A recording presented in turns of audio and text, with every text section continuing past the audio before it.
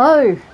So, you're back again, and for more adventures in Australian literature. And this time we are having a look at two works by the author Kate Grenville. Now, Kate Grenville is probably best known for her books The Secret River, The Lieutenant, and Sarah Thornhill, which are historical fictions about the settlement of Australia and looking into her own family history and her own ancestry in this country. We're not going to have a look at those. We are actually going to have a look at two of her much earlier works. Now, one of which is Lilian's Story, her first novel. It was a Vogel winner, and it tells the story of Lilian Singer.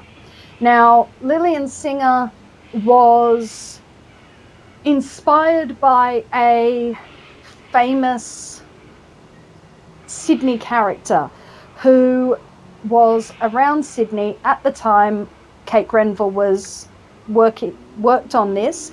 She was a very intelligent and rather well-educated woman who had spent time in a mental institution and now lived a very marginal existence. She was quite capable of beating people up, and she would she would quote Shakespeare to cab drivers as payment. She would literally get into cabs and go places. So she was this enormously colourful Sydney character. Sydney is known for a great many of its colourful characters.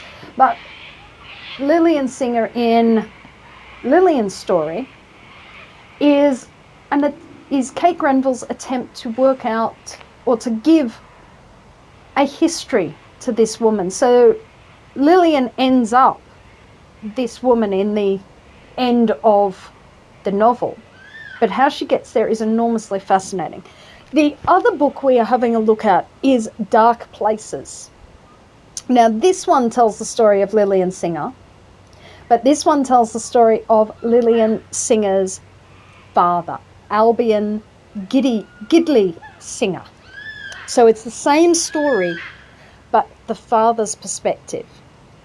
And so Lilian is a larger-than-life character. She is one of those huge female characters that you find in Australian novels.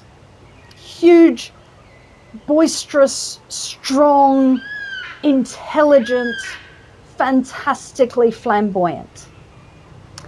She is terrifying to her father. Her father is a deeply insecure man. Her brother is not the son that he was hoping for. She is everything that he would have wanted in a son, but he got a daughter.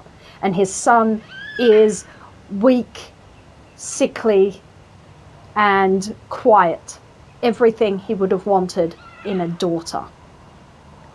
So they have a deeply, deeply antagonistic relationship. Lilian finds it hard to find a place in the world, but she does. She's finding a place. She is big, she is noisy, she is larger than is fashionable. And as many women who are larger than is fashionable, larger, stronger, more dynamic, more terrifying, more threatening, without meaning to be, she, as a result, she finds a hard time fitting into this world. Albion Singer finds himself performing masculinity. These are books set in the affluent part of Sydney. He is a gentleman. And what we learn about being a gentleman is that it is massively constructed. It is the suit. It is repressed. It is repression of every single thing that could be seen as feminine. And it's also that disregard and that callous wish to dominate the female members of his family, which he does very effectively to his wife and very, very brutally in the end to his daughter who will not submit. You will have to read it to find out. I'm not going to spoil, though I will tell you, I will give you a trigger warning because it is sexual. And so if you don't want to read that, I fully appreciate that you may not wish to read that. But if you do, I don't want to completely spoil it for you. But Lilian descends and really hides in madness after this. And ultimately she is rescued by her brother, because Albion, having dominated her physically, then confines her in a madhouse. And so he thinks he has finally contained this uncontainable female. And I think that this becomes very, ultimately he's attempting to contain the female, or what is seen as feminine, in himself. And what becomes very clear, at least for me as a female reader, is that Simone de Beauvoir said that a woman is made, that being a woman is a constructed identity. Well, being a man is just as much a constructed identity. Male and female gender identities are very, very constructed. And what I have found living in a female gender identity my whole life, and what Lilian represents compared to what Albion finds, is that female gender identity is a lot freer, at least in these books, than the construction of male, and a lot freer and a lot more able to express yourself than the constructed male identity that Albion forces himself into in order to exist in his world.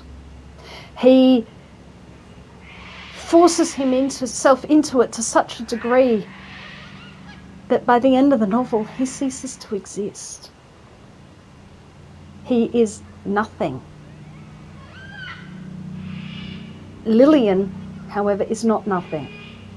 Lilian is a character who can survive. She survives. He doesn't.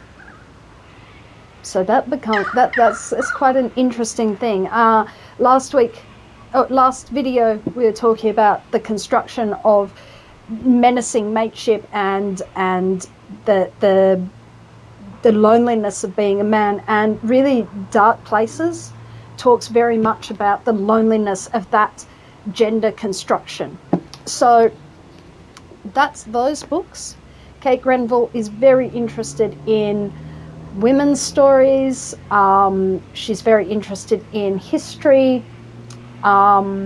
She's just written a new one, The Room Made of Leaves, which is imagined letters of Mrs. MacArthur, the woman who is known as the great grandmother of the wool industry, or rather mother of the wool industry. MacArthur is known as the father of the wool industry, but MacArthur was a bum. It was really his wife who did most of the work, because he was exiled to England after his role in the Rum Rebellion. But so that is a book I'm looking forward to reading. Definitely check out Kate Grenville. If these two books seem a little bit confronting, The Idea of Perfection is a really lovely comedic romance set around a heritage bridge. So if these seem a little heavy, you might want to work up to, try The Idea of Perfection. That one is really, really fun. But that's all for me this week, and I will see you again with more adventures in Australian literature later. Bye. If you would like to support this channel, come across to the Black Cockie Press website www.blackcockiepress.com.au, where you will find books, writing courses and other materials to help with your writing.